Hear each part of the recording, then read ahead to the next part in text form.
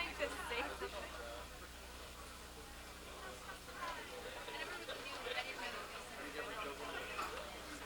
Aimed directly at you?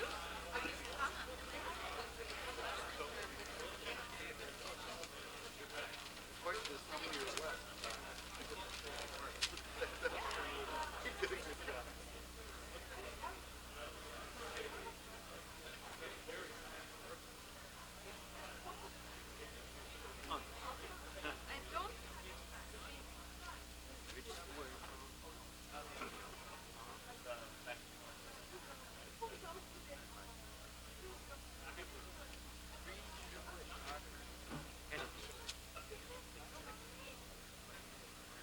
She was referring to the three of them on the stairs. Yeah, but still.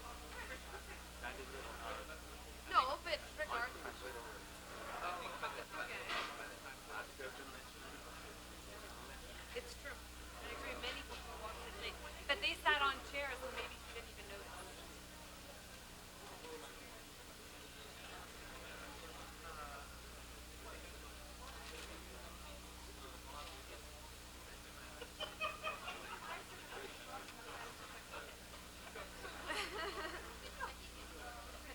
So I came just for this.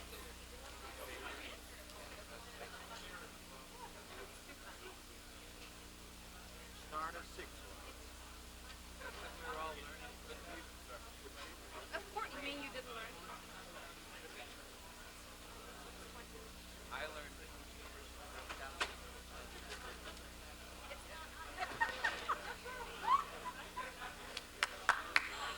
Wow! You're a genius. You are genius. Yeah, let's go. We're going to my locker room right now. I know, seriously. Right there. Right there.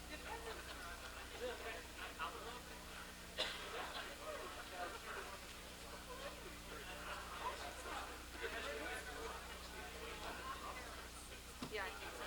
That's what it is. Way too strong. You're having difficulty not because you're not seeing equations, so now you're like words. PhD. Jeff, are you considering? Good call.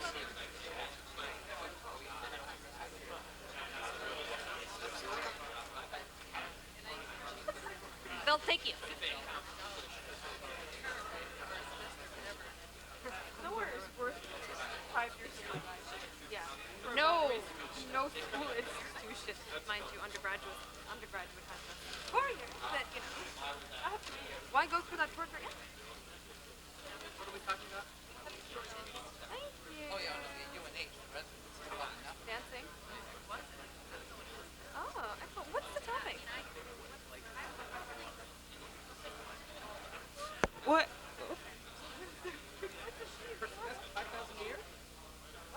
Let's I'd like to have a baby at the Kennedy School. I feel so great. Thank you so much.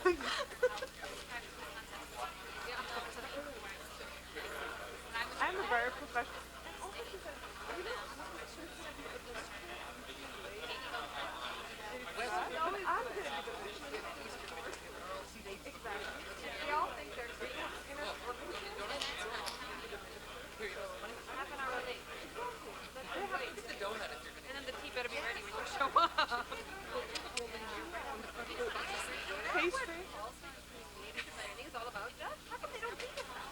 and all the statistics. But then what did I come to school for? No, I know why. How to hire? I could make it shorter.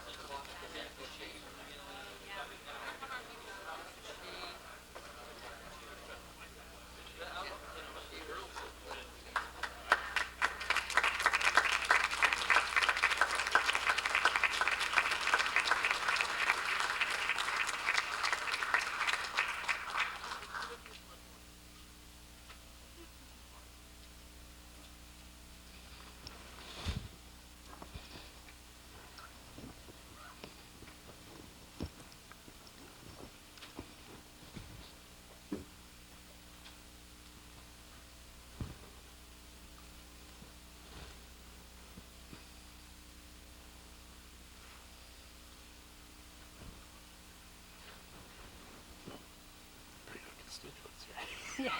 There must be some New Hampshire people here. Good evening. Welcome to the forum. I'm Jerry Meckling. I'm a faculty member at the Kennedy School and run a program called the E-Government Executive Education Project. And we have two governors with us tonight to talk about the tough times governors are facing and what they can do about it. But for any of you in the audience who want to be governors, you better take some notes because this is maybe some good advice for you. We're going to talk about the problems for a little bit and then open it up as we normally do to Q&A a little bit later. We've got Governor Jeanne Shaheen from New Hampshire, and Governor Shaheen was the first Democrat elected for within a 16-year period in New Hampshire, which balances off nicely with Governor Engler, Michigan, and a Republican. But both of these governors have been governors during good times as well as during some bad times. Recently, governors had it fairly easy. We were cutting taxes, we were adding on to services, we had some tobacco money around. It was a different situation than we've been facing right now. The economy is not good, the jobs are going away. As a budget director, I was a budget director in the city of Boston, and the budget directors are facing situations that are some of the worst since World War II. The paper just the other day suggests how difficult that is.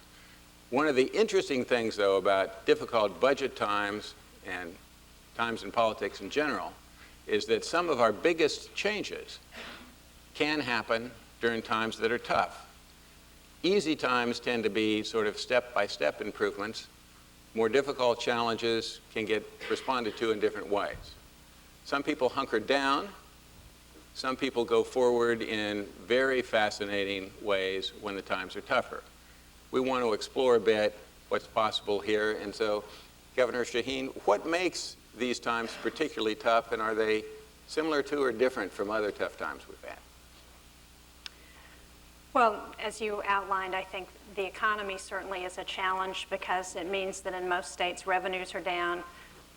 States are facing big deficits almost across the country.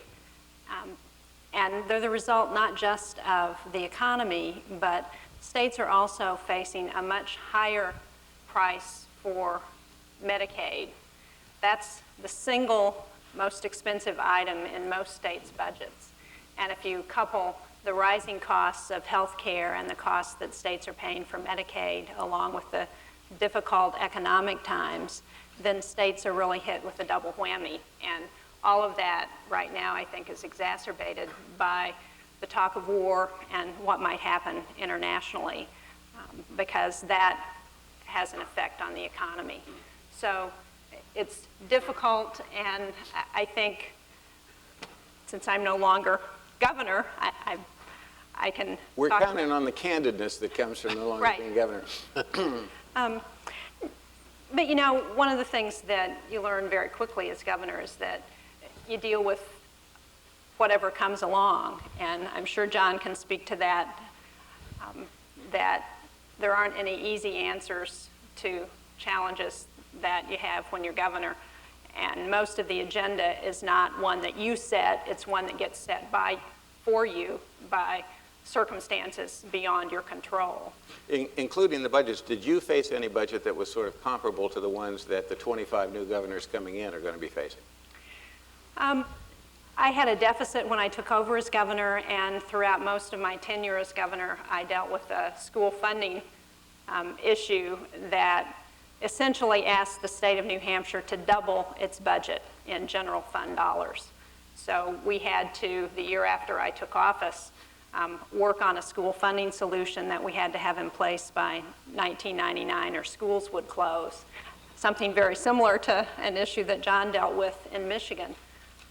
And so in order to address that, we had to come up with almost the same amount of money as the state of New Hampshire was then raising in all taxes and fees. So while I wasn't dealing with the same economic times, we were certainly dealing with a big financial concern. A huge financial concern. Governor, what do you see as what makes this particularly tough right now? Well, I think it's challenging right now because we're at the end of a of a recessionary period, which really started, I think, in terms of the state's fiscal years, sort of the 99-2000 fiscal year is sort of when there started to be a slowdown in revenues, and then that kind of continued on, and most of the states had, I think, prudently put away a fair amount of revenue. You had rainy day funds that were at record highs at a point around 2000, and I know in Michigan's case, it had been built up to about $1.3 billion. And we thought, well, that was enough. In fact, it was to the point where we had some, both on sort of each end of the political spectrum. One was saying, let's spend it. Got enough there. We ought to spend more. And others were saying, you ought to cut taxes more and give it back. It's too much money. And we were pointing out at the time that represented about 10% of the general fund. And so we're kind of saying, we can handle a couple of tough years with this rainy day fund. So it's prudent to have that much money. Well, as it turned out, it nursed us through about 3 fiscal years. But for 2004, fiscal 2004, and that's really what's in focus. I mean, the states are struggling. Fiscal years for states are generally ends June the 30th. Some of us are on the same as the federal year, and so we end September the 30th. But there are some deficits in the current year, but most of the legislators around the country are now dealing with executive budgets that are for the 2004 fiscal year, so the year beginning July the 1st. And boy, those are tight, and pretty much all of the one-time measures have been used up in 01, 02, and 03. So that's what's maybe a little bit different. When I took office in 91 as governor, we were looking at a budget deficit of almost $2 billion. What is the percentage would that have been? Well, in those days, probably around 15%. I would, if we look back, and that was sort of dealing with 2 different fiscal years. And we end up actually, even though there's a requirement to balance the budget, and pretty much all states have those requirements in their state constitutions, and that's one of the great differences between federal and state lawmakers when they look at fiscal issues. But we actually had to book 2 deficits in 90 and 91, so it took us a couple of years to get back to an actual balanced budget. But it did lead to enormous creativity, because we had to make some very hard decisions. In Michigan's case, there was a lot of controversy. We ended a general assistance program, which was an aid program, cash payments for single childless adults. Many states didn't have that. We did, but we ended that program. We had to do a lot of other things. And coming out of that period really was sort of the impetus for some of the major federal welfare reform, which became... Is that what initially got you into those issues? Yeah, you started looking at, you put everything on the table, and that's what governors are having to do now. I mean, you're seeing, I saw where in the state of Washington, Governor Locke recently announced some Medicaid benefits reductions. I mean, literally taking classes of individuals out of eligibility. Most Medicaid benefits in the country, and Governor Shaheen's right, that's the single fastest growing component. I mean, if you look at a budget, probably half of most state budgets go to education, but then another quarter, let's say, goes to Medicaid. There's 75% of the budget. I heard a legislator from Minnesota make the point today that their problem is $4 billion over, they do a 2-year budget process, so it's $4 billion over the 2 years. He said we can lay off every state employee, all of them, and that would not solve the budget problem that they're facing. And so you know that it's going to get into substantial rethinking then of programs like healthcare and education. So it's not a squeeze, it's got to be a severe cut, and it might open up possibilities for reform, and let's explore those a little bit. Is the time that's really tight budgetarily going to open up particular opportunities for changes that couldn't be done when people were okay? Sure. But the upside of a tough time might be things like that are opened up. What could we do on the reform agenda? Well, like Governor Jeanne, I'm out of office now, so fortunately I don't have to make all those calls. But when you're in that job, as we both have been for a number of years, you're looking at some pretty desperate straits out there. You're going to look at everything from what can you do to, I mean, it's the little things. I know that my successor has announced such things as even reducing, state car fleet size, cell phone usage. Those don't add up to a lot of money. Those aren't going to solve the problem. But I mean, the little are in there, plus the big picture items, talking about some reductions in aid to university budgets, aid to the K-12 system. Our K-12 budgets haven't been cut, haven't had an executive order reduction in more than a decade. Well, they're now, guess what, they're in the dock, you know, and they're going to get cut probably.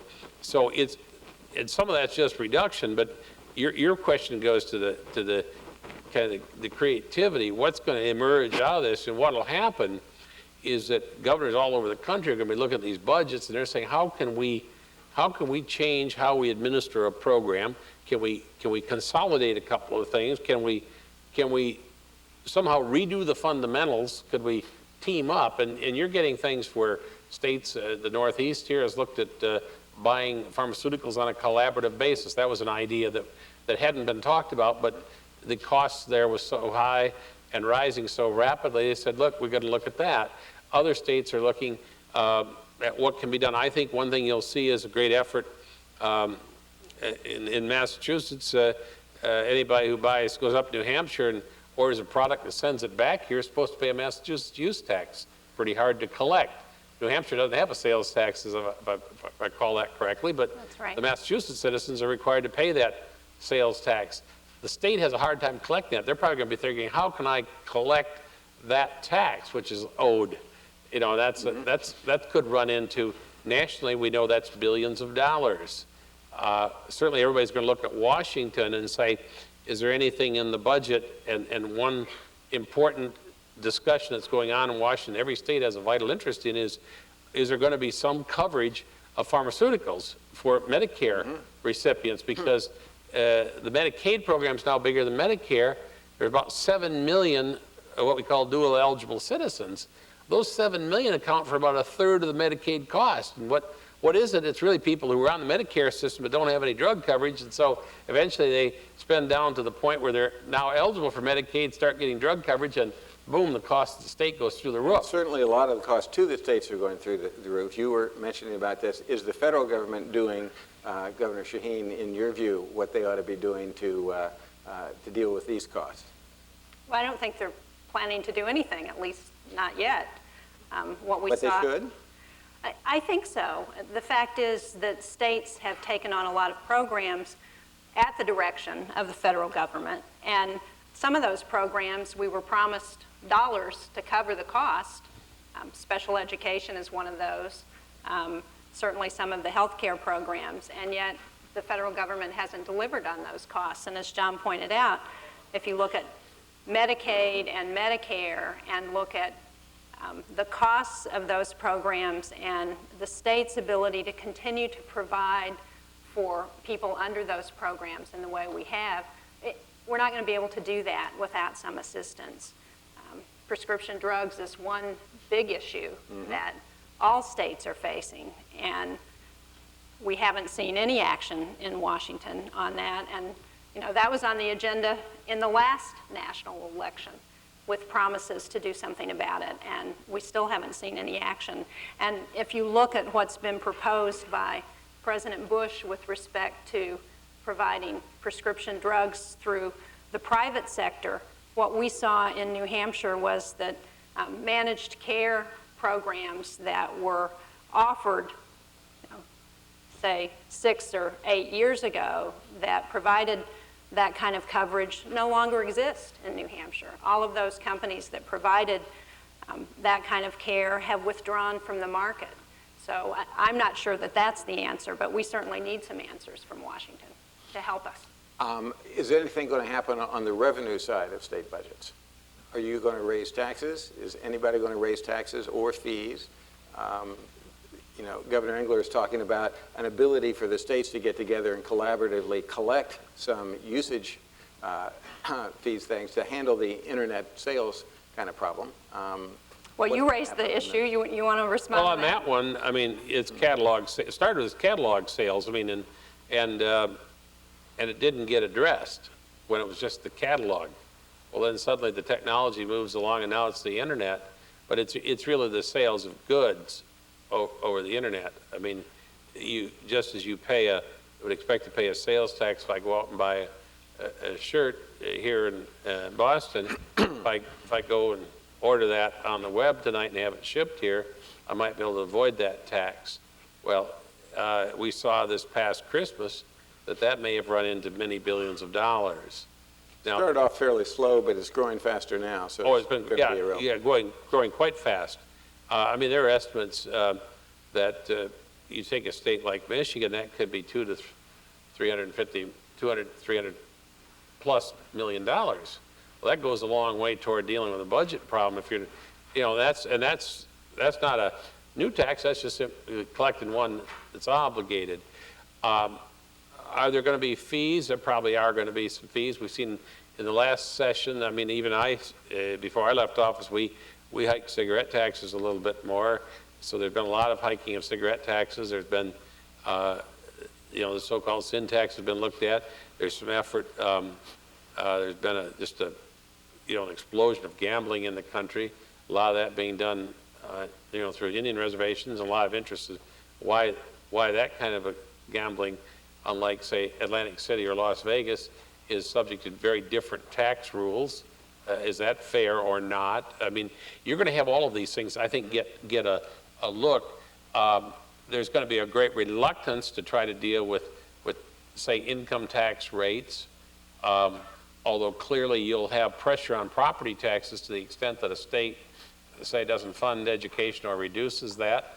That'll put pressure on property tax rates. It'll put pressure on tuition. You're squeezing that balloon, and when you do, something else is possibly going to give somewhere else. So these are a whole series of very hard calls, and we've had the odd situation in Michigan, which many of you would say, well, that's an industrial state, probably pretty high unemployment. Actually, the unemployment rate in Michigan has been below the national average. So it's not a question that the unemployment rate is so high. Even as of yesterday? I don't know the latest numbers when I left office. No, I haven't seen it. I haven't looked at it in the last month. But the December rate was actually below the national unemployment rate. But clearly, it's been hovering around there. Historically, we might have been 3-4 percentage points above. But that's why there's a reluctance. You take an industrial state. I mean, New Hampshire had some eye-poppingly good unemployment numbers for a very long time. We did not. And so we've only recently, in recent years, gotten back to a point where, and you don't want to give that up. And so you don't want to sort of stack the burden higher and then put yourself at a competitive disadvantage. I've got two final questions, and then we'd like to open it up to the group.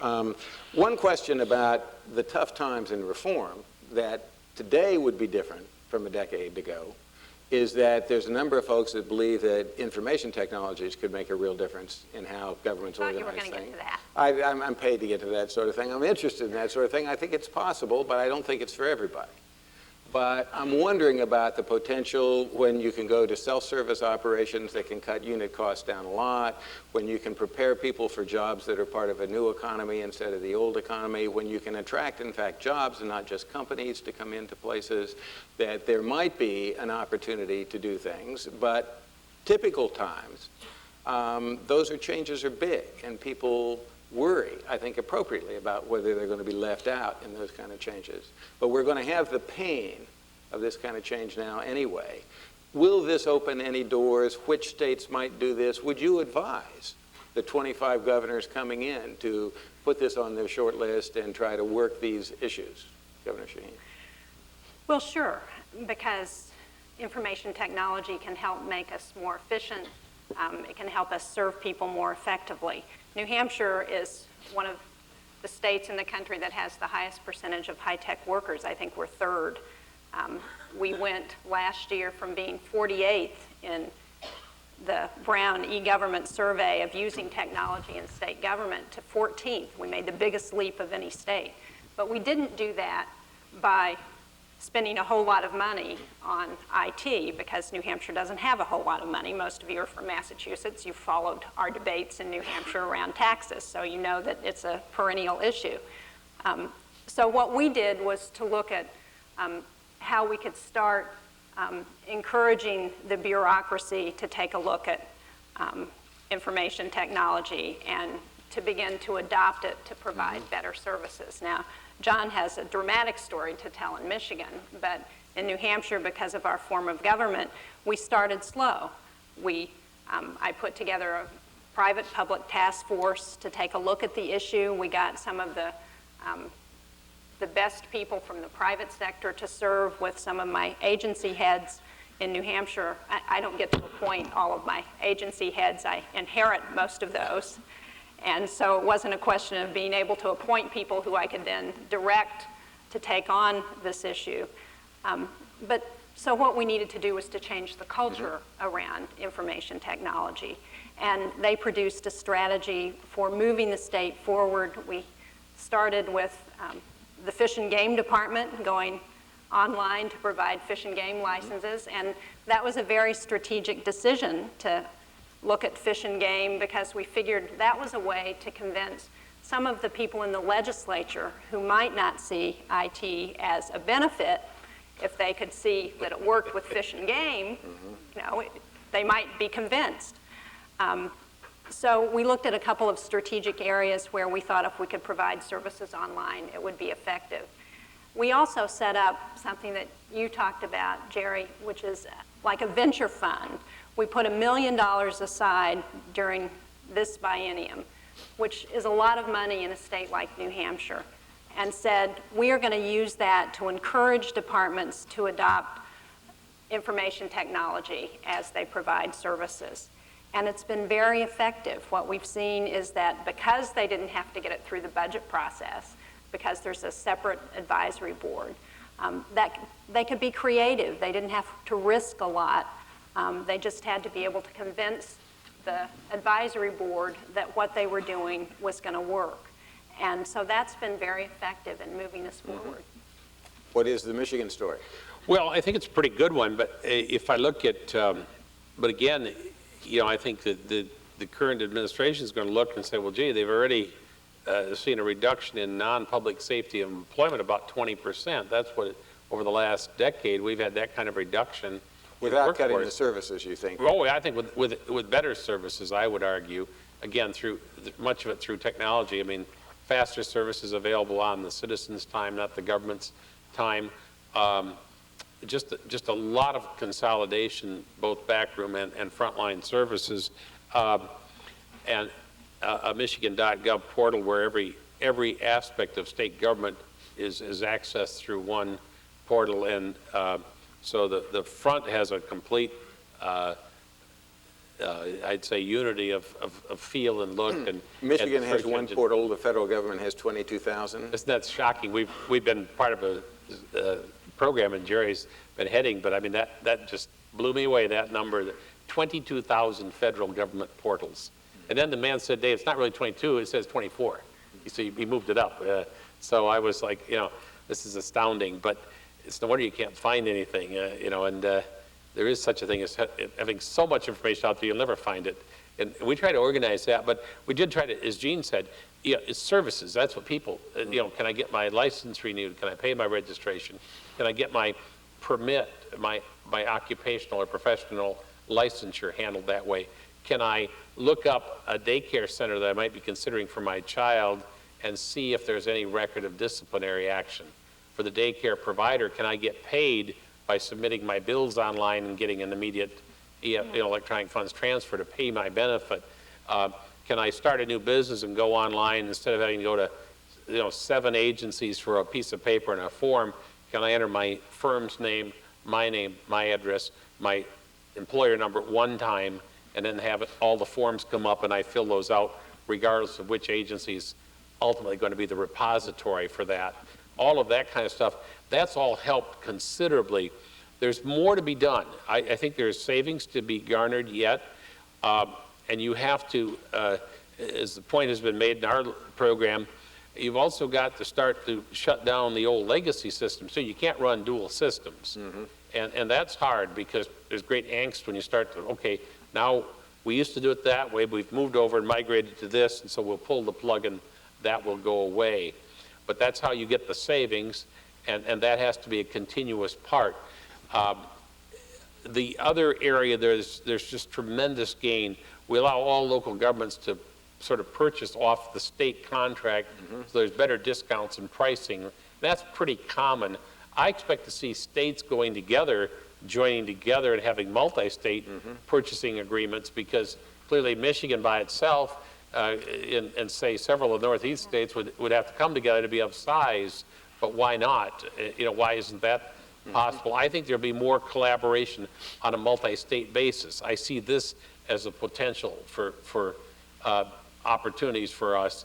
I also think within a state, getting the school districts, universities, and local governments to collaborate more, that there's potential for savings there. Hard to get at, but tough times may force those kinds of tough decisions and the marriage of convenience just because we need to save the money.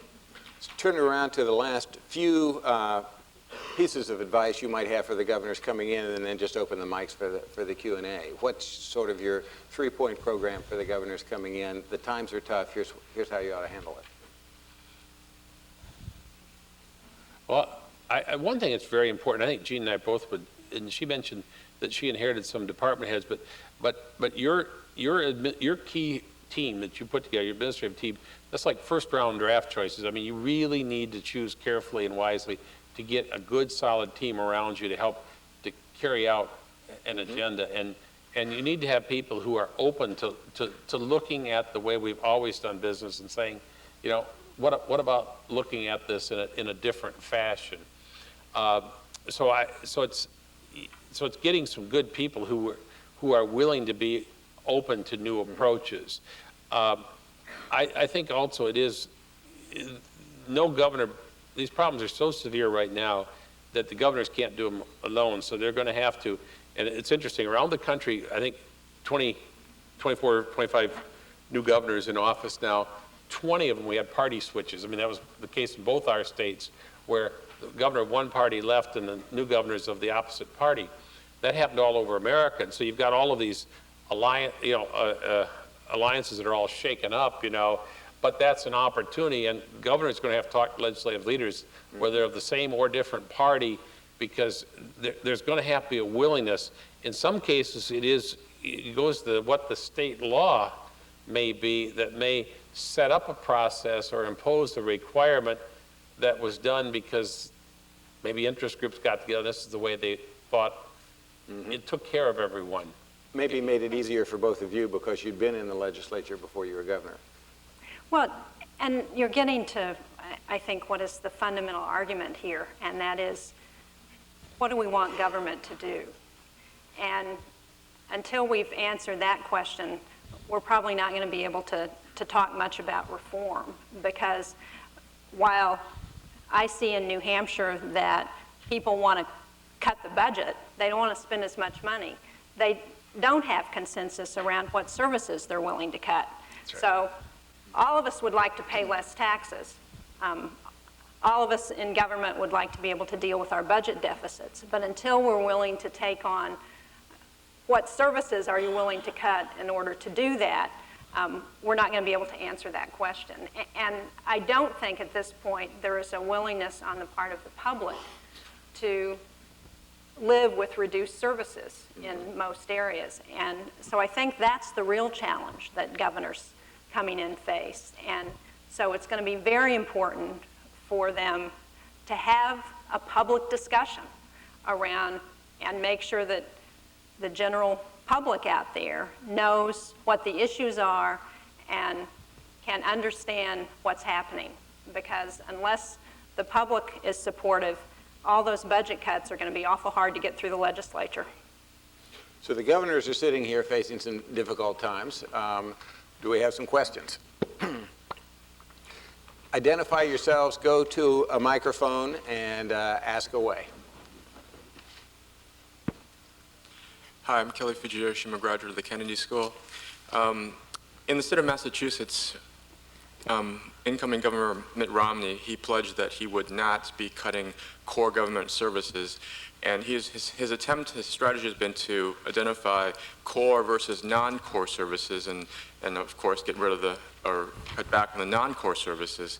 And he's been under a lot of vicious criticism that he's breaking his campaign promises, that there was a editorial cartoon where he's holding a long a blade, and he's shish kebabbing the poor, the homeless, the elderly. So I'm wondering, there's some subjective level between core and non-core services. Is there any way for the governor to cut away at non-core services in a way that doesn't affect or harm one's legacy and doesn't arouse such public anger over what these subjective non-core services are? Do you understand my question? Yeah, how do you define non-core services? In a way that doesn't necessarily bring about unnecessary public uprising and unnecessary criticism that you're a cold, heartless person that's skewering away at the poor, the homeless, and the elderly. Politically successfully define non-core services. Well, I went through this in '91. I have some marvelous old caricatures that were developed back then, and we were struggling with such things as when we eliminated the General Assistance Program. Now, at the time, 35 other states didn't have any comparable program, but that was deemed in Michigan by the advocates of that program to be a core service, despite the fact it didn't exist in these other states. So clearly, what is to some a core service is a necessary, or even, I mean, some might think frivolous expenditure, depending on what the program would be. This was just something that once upon a time there was a belief that that was important, and we changed it. And 4 years later, the candidates in all of the parties running for office agreed that it should not be reinstated. So the definition changed over a 4-year period. But at the point of elimination, there was certainly no consensus, but we simply, we felt we had to go ahead, and we put together a very, very tight coalition. I mean, we had no votes to spare, as I recall, in the House of Representatives in that, on that decision, and yet 4 years it changed. So part of what a governor, and Governor Shaheen will have a very different perspective because of the uniqueness of a 2-year term in New Hampshire. Right. If you've got a 4-year term, you can make a decision and recover from it. I don't know, and I can't imagine a 2-year term and how you would try to do some of these kinds of things, because there's no time then to get that acceptance built. There's tough and there's very tough. Well, and your point is correct, that when you have a 2-year term for governor, you don't have the ability to have people forget over the next 3 years what you did in that first year. But I think, to go back to your question, can you make changes in services that do not produce a public response?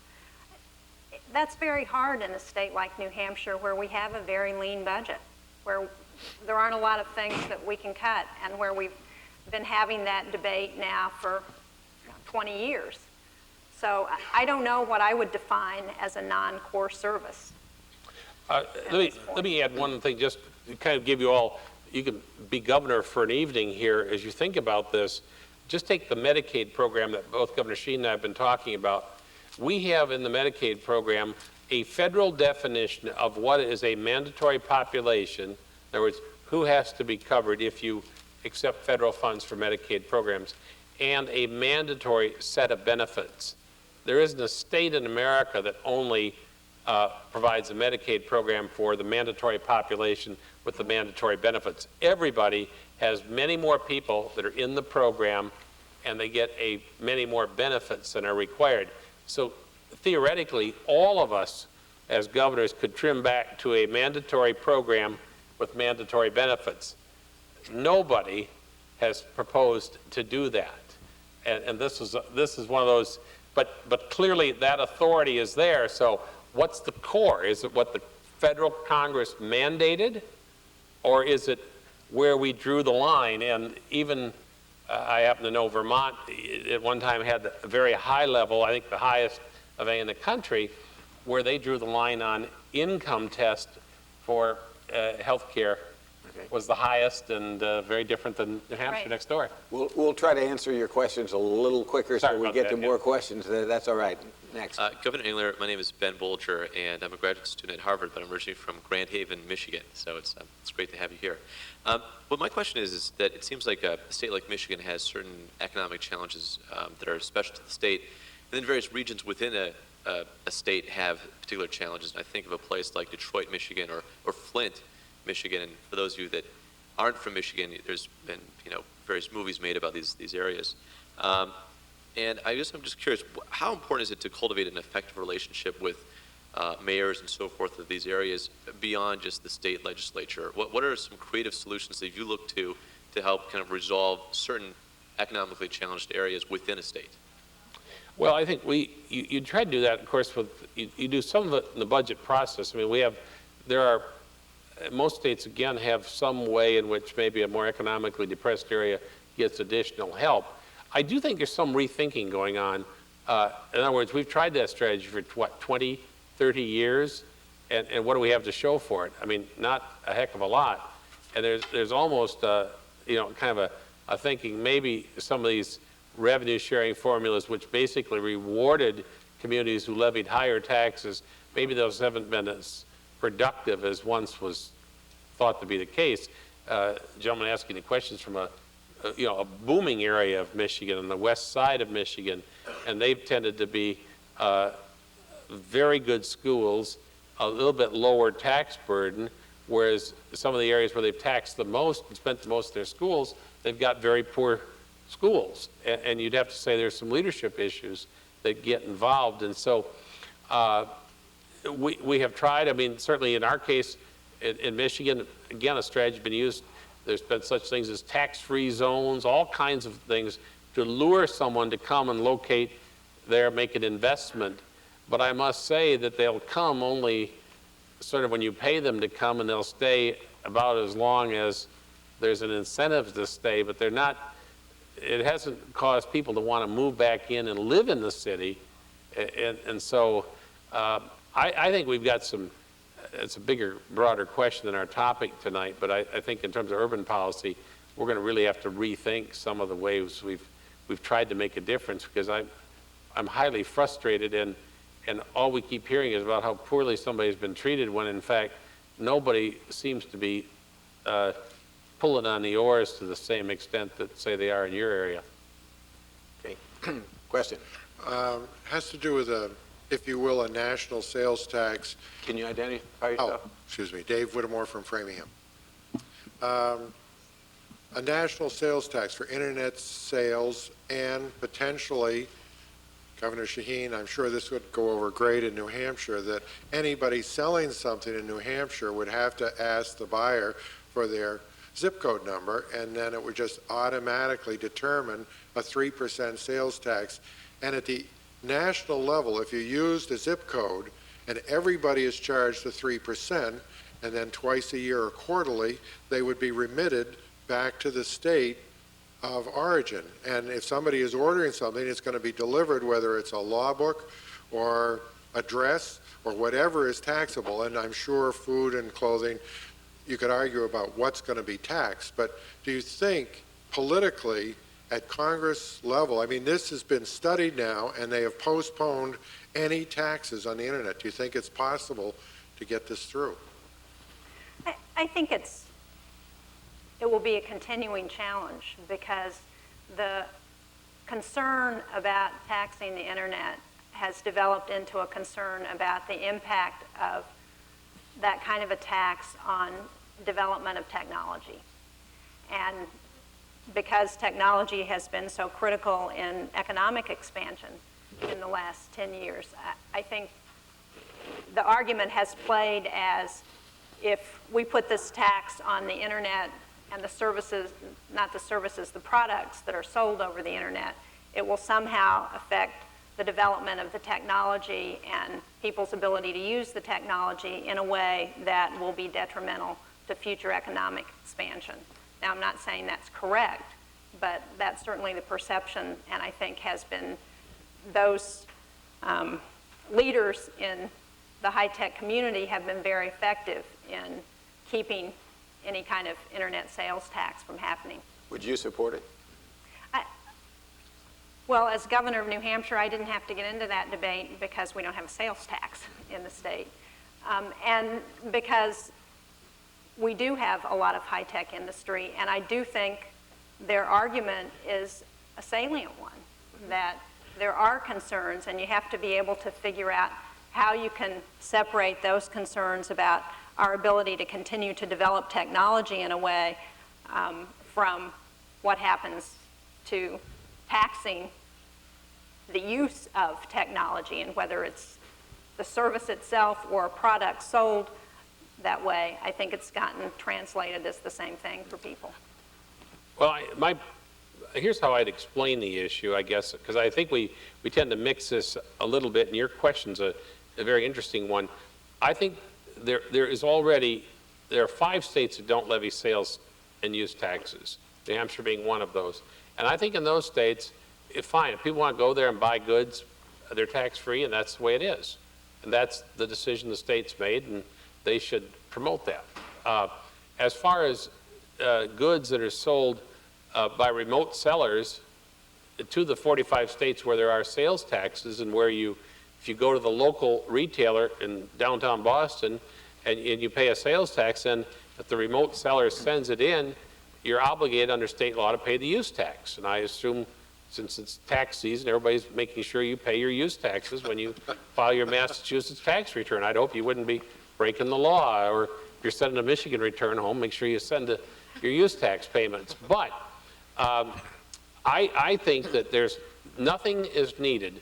I mean, those taxes are due and owing today. There's a collection problem, and I think we can fix that. I do not support, taxing the internet. This is not about taxing the internet and levying a fee on the transaction, a taxing of the phone line that the internet is, running over, or the wireless. It is merely the collection of the tax on the goods that are sold by a catalog or by an internet remote seller. And so I think that could be done. As far as some other national sales tax, there have been those who've suggested a flat tax national, alternative to something. I think those are very interesting debates, but I think we're quite a ways off from that. And probably if that gets going nationally, it's also going to have to go to services too, because that's actually where the growth is. And I think that's a much tougher sell, because many of the states that do have sales tax systems don't tax services. Would you support it? I support collecting the internet taxes. Right. On the goods sold over the internet. I don't support taxing the internet, and it's been the most garbled conversation we've ever had on a tax question. I should point out, too, in the interest of full disclosure, that as governor, I proposed a sales tax in New Hampshire to address our school funding issue. So, good for you. Yes. My name is Bill McCamley. I'm a second-year MPP here at the Kennedy School. I will be running for office. The primary is in June of next year back in my home in Las Cruces, New Mexico. So the question I have for you is, now that you're in a position to kind of look back on your political careers in the past, what is the one thing that you did that was the most important, the most beneficial to your careers, and what is the one thing that if you had to do over, you would definitely do over? How do you want to go? I've got an easy one on that one, because our school finance issue that we finally got resolved after, Governor Shaheen was talking about the problems, that the Supreme Court was presenting to the decision makers in New Hampshire. Supreme Courts all over the country, Ohio relatively recently, have been jumping in and trying to tell legislators what they need to do. We got it done without the court intervening, and really got the school situation sort of behind us, and have stabilized our K-12 funding in Michigan. And that probably more than anything was both advantageous to local communities and positive for education. And I wish that the education test scores had responded as positively as everything else has to that. They've come up. We've made great progress, but not, I would say, at the same rate of improvement we've had with the tax structure. I think if you're running for office, it's very important to know why you're running what you believe in and to know the issues that you're running on. I think that's probably more important than anything else. And if I had one thing to do over again, it would be to have won the Senate race in 2002. Yes. Hi, I'm Jamie McLaughlin, and I'm at the Extension School, and I grew up in Campton, New Hampshire. And I ever since I was a young girl, I always felt that there's been an extreme lack of diversity, racially and culturally, in New Hampshire public schools, especially in the northern New Hampshire, and it's just completely a white suburban America. And what, if anything, is being done to help diversify New Hampshire public schools? Well, I think there's not diversity in a lot of New Hampshire public schools because there's not diversity in New Hampshire's population, and that's historic. I think you will see today a New Hampshire that's very different than it was 35 years ago when I first came to the state. But it's going to change slowly because the attraction for people of color, of different ethnic heritage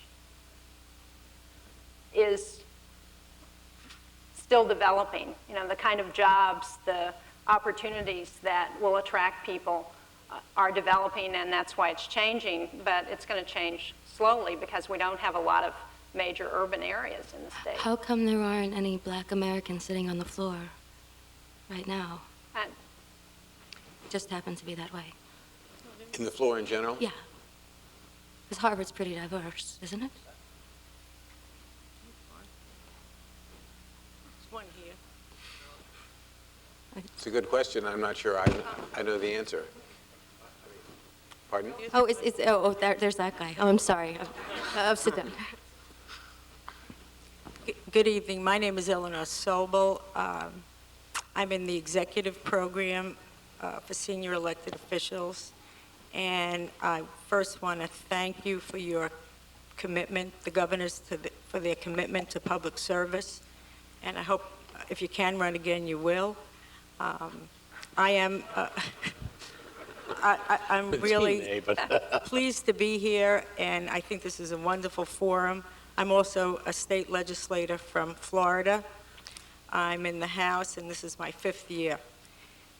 My question is, recently there's been talk about giving the states a larger role in Medicaid. In fact, 3 Republican governors have asked the president, one of them being his brother, who is my governor, to allow the states more flexibility in the role with Medicaid. Governor Jeb Bush is preparing to increase the co-pays in Medicaid as a way of solving this problem, which is a big problem, as you indicated. I'm wondering what you think about giving the states more role, a greater role in the planning of Medicaid rather than going through the federal waiver process. Well, I don't have any problem with that. I mean, I think you can today get a waiver on almost any aspect of the program. Secretary Thompson's been terrific, but he's only continuing a policy, really, even under President Clinton. He had announced fairly broad support for waivers, and what Secretary Thompson has done is eliminated the backlog and sped up that process. What we need, I think, in addition to flexibility, probably is also is some relief on such things as I mentioned earlier, the dual eligibles problem. You can't, you can only do so much with, there's a limited amount of money. We cannot have Congress setting or adding standards. I mean, if part of that bargain is here, we'll pass a congressional bill to give you flexibility, and oh, by the way, we're going to lock in certain things, then you've got all your flexibility, it won't work. And in fact, one of the mistakes I think was made in the welfare reform was the maintenance of effort requirement that was added in. I mean, that was simply we couldn't pass the bill in Congress without a maintenance of effort requirement because the whole debate was, they were all worried that we would have a race to the bottom. That was the phrase. That phrase disappeared after 2-3 years, but the maintenance of effort requirement still remains, and that handicapped us a great deal in states large and small in terms of our own flexibility to try to solve problems, because in some cases it may well have been that an education investment might have made sense with some of the welfare dollars to help break the cycle, but we couldn't actually get the money out of the welfare system, and so it caused some distortion. To me, I am for that flexibility, but I think there are other issues, and clearly one of them is the debate that we both have referred to tonight. Is Congress going to get done this year something on drug coverage for Medicare recipients, so we don't find them all as dual eligibles coming over into the Medicaid system, because when they get there, they're very, very expensive. Let me respond to that, because I agree that flexibility is important, and in fact, the governors have tried to reach agreement over the last year on a direction that we would like to see the Medicaid debate go. But with respect to that flexibility, states ought to be able to extend programs if states make that decision. In New Hampshire, I wanted to extend to seniors who were income eligible the discounts that we could get through the Medicaid program for prescription drugs. Now, I could not get a waiver out of the federal government, still haven't gotten one, when I left office to do that.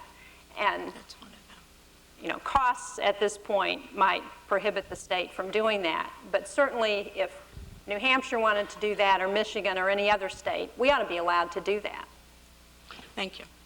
Another example of that, also just on the children coverage, the S-CHIPS program, this was a population that didn't have health insurance. But the state was suddenly mandated, we were encouraged to cover them, but we went from no coverage to having a benefit the equivalent of the state employee's benefit with no middle ground in there. And so you lost your ability to actually even cover, say, maybe more children with a lesser benefit, because there was a proscribing of what that benefit was to be, which... And that came from the federal... That was from Washington. Got it. Actually, we were able to do that very effectively, though, in New Hampshire. We worked with it, but it was expensive. Yes. I'm Zach Lisko. I'm a sophomore at the college, and I'm from South Haven, Michigan. This is, That's just sorry south of Grand Haven for those of you right, keeping I'm sorry to change the topic a little bit. Governor Engler, could you comment on Dick Posthumous's campaign, particularly his allegedly race-baiting commercials, which prompted even the Detroit News, which had previously endorsed Posthumus, to censor him? And then also how he, despite this, he still managed to lose only by 4 points in the election. Yeah, I could. I don't know what value there would be in my commenting. I mean, he was, the particular commercial, he had the nerve to raise the issue that his opponent had publicly supported a policy of reparations. And of course, that wasn't exactly an issue in the gubernatorial campaign, but he sort of tried to go to, if my opponent is supporting a policy of reparations, does that show a sort of a disposition on issues to have a very liberal position? The ad didn't work very well. Just leave it at that. He didn't win the election. And you're right, he did get criticized by a paper that it endorsed him, but that was really the publisher's own personal view on that too, sort of creating favor with the Gannett higher-ups. We have time for about 2 more questions. Yes. Hi, my name is Holly Zimmerman. I'm a student, graduate student over at the Ed School, and I'm wondering, I spent most of my Michigan public school years during your term, and now that I'm returning Did you to stack the this audience? No, I'm from the east side, though. Population weighted. Now that I'm returning to the public schools as a teacher, I'm returning in the year of No Child Left Behind, and I'm wondering if either of you have anything to say about No Child Left Behind, either perpetuating or alleviating tough times in your states. Well, I think it's important because it goes to something that's very fundamental, and I think education reformers know this, that if you do sort of disaggregate data and look at each child, sometimes you're going to get a different picture of a school district than if you take it in aggregate. as to how everything is going. Because you will find even some of the best school districts, maybe a subset of a minority population that's doing, either poorly or sort of marking time while everybody else is moving ahead. So I think there's a value there. I think the states are going to be under the microscope, under the gun. We've been talking about this as a technology challenge. I think there are several of these federal programs which represent to the states major challenges and run the risk of becoming unfunded requirements, because the funding available for, say, improving testing systems is probably not nearly enough unless states have an unprecedented ability to begin to collaborate. We've not yet done that on testing very much. Governors Association's been working on that, but that's an example. Some of the other reporting requirements are much more onerous than anything that has previously existed, certainly in the state of Michigan. And I would echo that. We're already seeing that the funding that was promised when the act was passed has not come forward. New Hampshire is going to lose about $15 million this year in money that was promised at the time the act was passed. The other concern that I have is that as it's being implemented, that flexibility be there to see what works and what doesn't work, and that we revisit the requirements of the act on a regular basis so that we know what's working and that we listen to people out there in the school districts and at the state level about whether all the provisions are going to work or not. Thank you. Yes. Hi, my name is Tim Clark from Boston. My question is, what mechanisms are in place both locally within states and state to state for sharing best practices in government and also for helping avoid policies that have failed in one place, not repeating them somewhere else? Well, the Governors Association does a very good job of helping states with best practices. There's actually a center, which are you currently, you were the I chair was, of it. yeah, I'm not. Center for Best Practices, and it's very effective.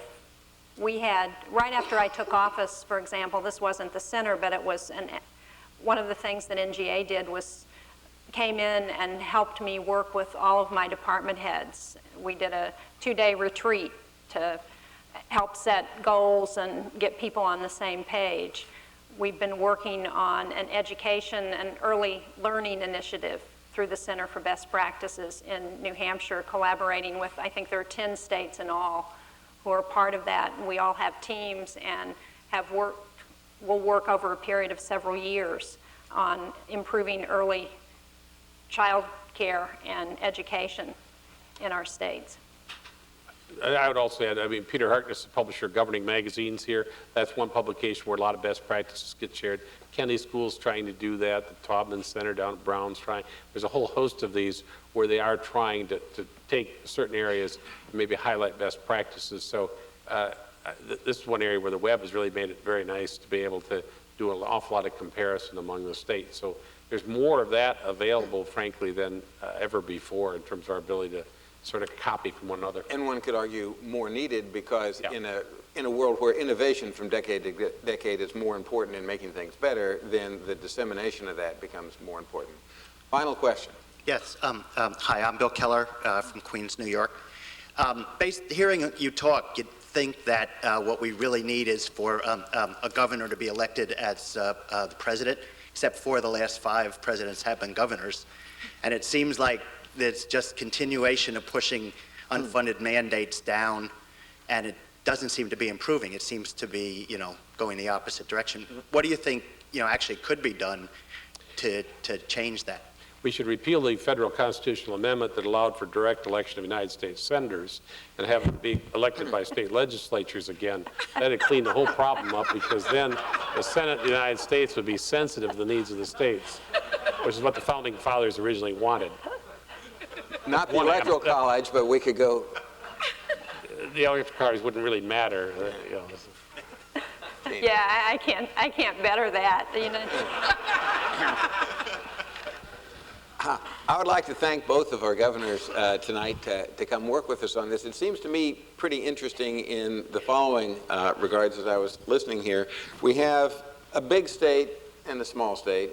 We have a Republican governor and a Democratic governor. We have a man, we have a woman, but what I see most is the similarities in both your definitions of the problem and the sort of the mode of analysis to work through these problems. There's no sort of single answer. Is this a time for reform? Well, yeah, it may open stuff up, but at least the feeling I'm getting is you've got to be on the ground, you've got to feel for yourself, you've got to get comfortable with your own analysis, and then maybe you can push things, but we're certainly not saying that there's any one piece of advice that's going out that would be universal. We've got to think about it and work on it.